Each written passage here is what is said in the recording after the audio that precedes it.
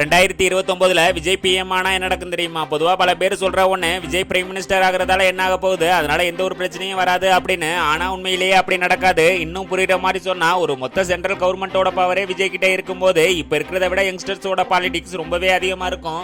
அதுக்கு முன்னாடி யாருக்கெல்லாம் சிஎம் விஜய் பிடிக்குமோ அவங்க எல்லாரும் லைக் பண்ணுங்க. அதோட விஜய் பிஎம் ஆகணும்னு நினைக்கிறவங்க ரெட் கலர் ஹார்ட்டை கமெண்ட்ல போடுங்க.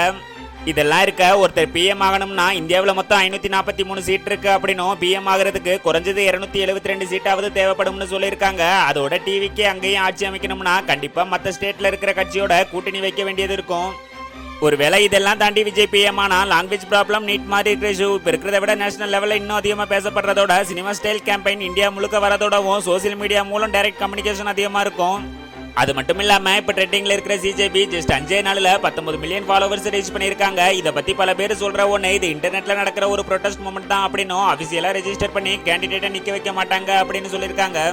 அதோட யங்ஸ்டர்ஸோட சப்போர்ட் இருக்கிற டிவிகே மாதிரி இருக்கிற கட்சி மேல அவங்க பார்வை வில கூட வாய்ப்பு இருக்கு. இப்படிப்பட்ட ஒன்ன பத்தி அரசியல் கணிப்புல என்ன சொல்லிருக்காங்க அப்படின்னா, விஜய் பிஎம் ஆக வெறும் ஃபேன்ஸ் சப்போர்ட் மட்டும் பத்தாது அப்படின்னும், ஸ்ட்ராங் அட்மினிஸ்ட்ரேஷன் தேவைப்படும். இந்த பிரச்சனை எல்லாத்தையும் தாண்டி விஜய் பிஎம் ஆனா இன்னும் நல்ல நிறைய மாற்றம் வர கூட வாய்ப்பு இருக்கு அப்படின்னு சொல்லியிருக்காங்க.